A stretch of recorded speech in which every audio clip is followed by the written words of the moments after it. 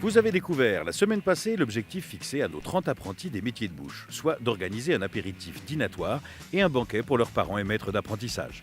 Ce sont eux qui seront les invités d'honneur de ce week-end de folie. Ils sont déjà au travail, fiers de représenter leur métier et de prouver leur volonté de réussir le banquet de leur vie. Moi, je fais de mon métier ma passion. C'est comme ça, c'est comme ça. Faut montrer aujourd'hui ce que je vaux.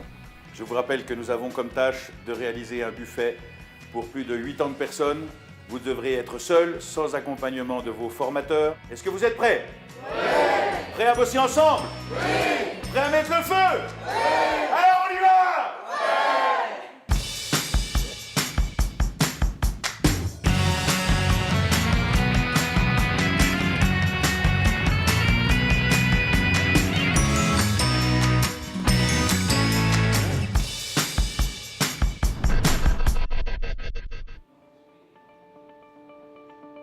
Faisons maintenant connaissance avec l'une des 10 formations des métiers de bouche. Apprenti employé de commerce en hôtellerie, gastronomie et tourisme, je vous présente Estelle.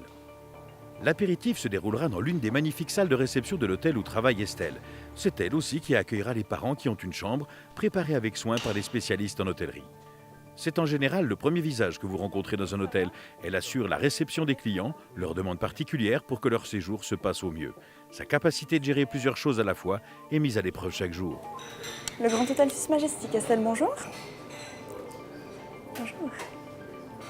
Oui, volontiers. Ce serait pour une chambre double. 2 chambres doubles, d'accord. J'ai commencé par faire un apprentissage de spécialiste en restauration. Et puis, j'ai toujours été attirée par la réception, mais je n'avais pas trouvé de place. Donc, je me suis dit, je vais quand même me diriger vers l'hôtellerie. Et j'ai une collègue qui m'a parlé de cette école. Donc, je me suis dit, pourquoi pas faire une formation complémentaire et puis me diriger donc vers la réception. C'est ce que je voulais vraiment faire. Multitâche ce travail, puisqu'on vous le dit. Suivons maintenant Estelle dans son rôle, cette fois-ci de cliente, pour passer la commande de l'apéritif dînatoire chez nos artisans boulangers, pâtissiers, confiseurs et sa force de vente, Cindy, la gestionnaire du commerce de détail, un bien long titre pour un métier si agréable. Salut Estelle, c'est moi qui t'ai appelé pour la commande pour samedi. Oui, je me souviens. Ouais. Parfait. Alors j'ai la feuille avec moi. Bon, on va prendre la commande alors. Oui, volontiers, je te suis. On peut pas faire ce métier si on n'est pas passionné en fait. Je pense pas que quelqu'un qui aime pas cuisiner, qui aime pas donner du plaisir, qui aime pas manger, puisse faire ce métier.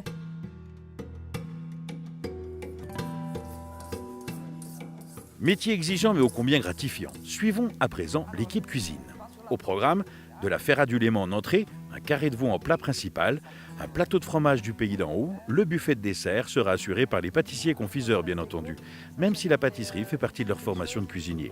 Il ne reste plus qu'à vous répartir les rôles maintenant. Sonny, tu peux te mettre sur la pâtisserie. Et puis tu nous fais le chutney pour les fromages. Oui, chef. Aussi. Et je sais pas, Yacine, tu veux te mettre sur quoi? Sur les champignons avec Michael. Ouais, Ouais, comme ça ça, marche. vous faites la farce pour les pommes de terre et puis moi je me mets sur les aumônières. Tu te mets avec moi? Ouais. On fait les aumônières et tu nous fais le perso. Oula, mais c'est quoi ça, tu l'as fait perso? Ça veut dire que tu joues perso comme au foot? Non, c'est le repas fait pour les cuisiniers et les spécialistes en restauration qui mangent avant le service. On y va quoi, on attaque.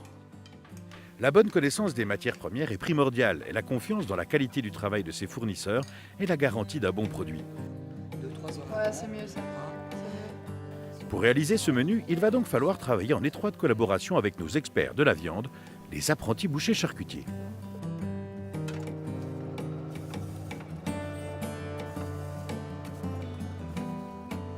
Salut, Hello, ça va? ça va et toi? Mais tip top. Je viens pour la commande, pour le banquet. Oui, il te faudrait pour combien de personnes? 90 personnes, carré de veau. 90 personnes. Si tu pouvais me le manchonner. Alors, manchonnet, Ouais, s'il te plaît. Et puis après, je sais pas, j'aimerais...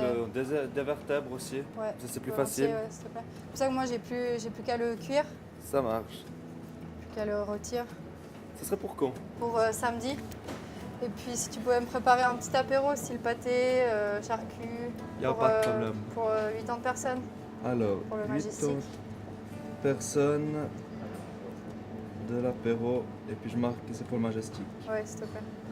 Alors, il n'y a pas de problème. Super. S'il y a un problème, je te tiens au courant. Parfait, ça Tip marche. top, merci Ciao. bien, ciao.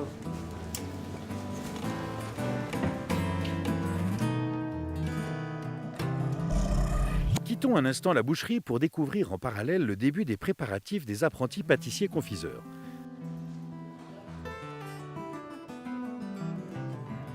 Rappelons-le, ces derniers devront réaliser un buffet de dessert pour le banquet, mais également des pièces sucrées et salées pour l'apéritif dînatoire. Mais intéressons-nous déjà à l'une des étapes, à savoir le trempage des chocolats. Mais dis-moi Maxence, c'est quoi comme chocolat? Donc là, c'est un bonbon au chocolat avec une pâte de fruits, fruits de la passion en dessous, et puis avec une ganache guanara.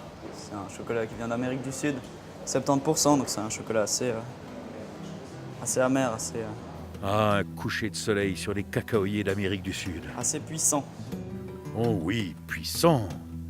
Allons, allons, ne nous laissons pas distraire. Il y a du travail. La pâtisserie demande de la précision, de la finesse, du doigté et de la gourmandise. Mais comment a-t-il choisi de tomber dans la marmite de chocolat? En fait, au départ, je partais pas vraiment dans ce métier, quoi. Et puis, c'est vrai que j'ai fait plusieurs stages, puis j'ai fait mécanicien et tout ça. C'était vraiment des trucs qui me plaisaient pas. Puis j'étais assez proche de la pâtisserie, surtout à la maison. Puis je me suis dit une fois, je vais faire un stage. J'ai fait 3 jours de stage, puis je me suis dit c'est bon, c'est ça que je vais faire, quoi.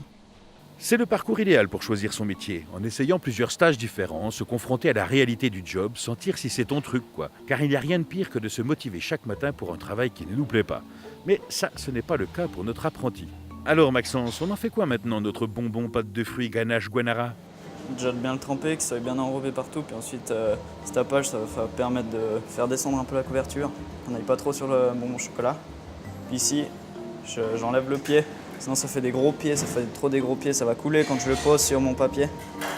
C'est pas ce qu'on veut en fait, on veut un chocolat qui soit net. Et puis ça, c'est un coup de fourchette, c'est juste pour donner un petit côté stylisé au bonbon au chocolat. Finesse et précision, je vous dis. On fait plus ou moins quand la couverture a tiré sur le dessus en fait. Et les pâtissiers-confiseurs n'ont pas pour habitude de tirer la couverture à eux. Au contraire, c'est dans le partage que s'épanouissent ces métiers de bouche, dans le plaisir qu'auront les clients de savourer leur fabrication. Et vendre leur savoir-faire et le faire savoir, c'est le travail de Cindy. Servir, c'est pas seulement vendre, c'est aussi accompagner la clientèle, savoir la renseigner, connaître les produits que je vends, savoir exactement ce que je vends, connaître les produits, aussi décorer des vitrines, que le magasin soit joli, faire plein d'emballages spécifiques aux produits que je vends. L'accueil, l'écoute, le service, la connaissance des produits, les règles d'hygiène sont quelques-uns des éléments clés du travail de gestionnaire du commerce de détail.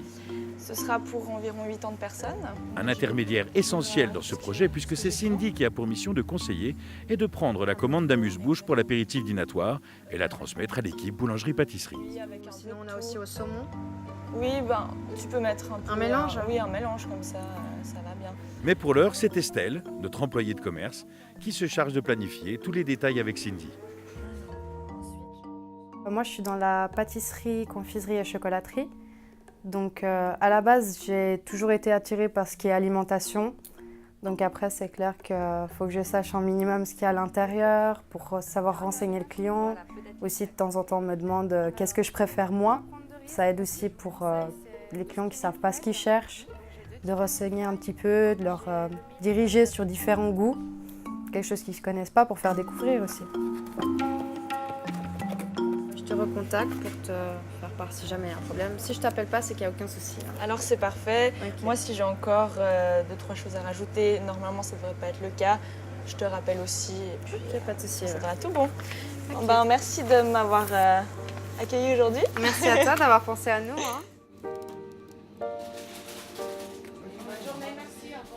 Ce n'est pas simplement mettre des gâteaux dans des boîtes. Gestionnaire du commerce de détail, c'est une professionnelle qui connaît la comptabilité, qui a un goût certain pour la décoration et qui participe à la mise en valeur des produits. Elle est la première ligne au contact des clients.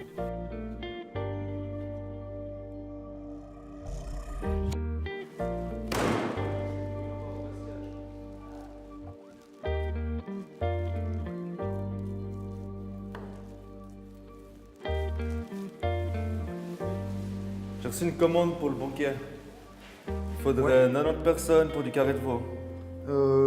Comment tu voudrais que je le prépare? Il faudrait des vertébrés, mon chenet, puis c'est pour samedi. Je te mets sur le tableau derrière. Ouais, pas de Ça soucis. marche. Je finis ça, puis je vais regarder. Tip top.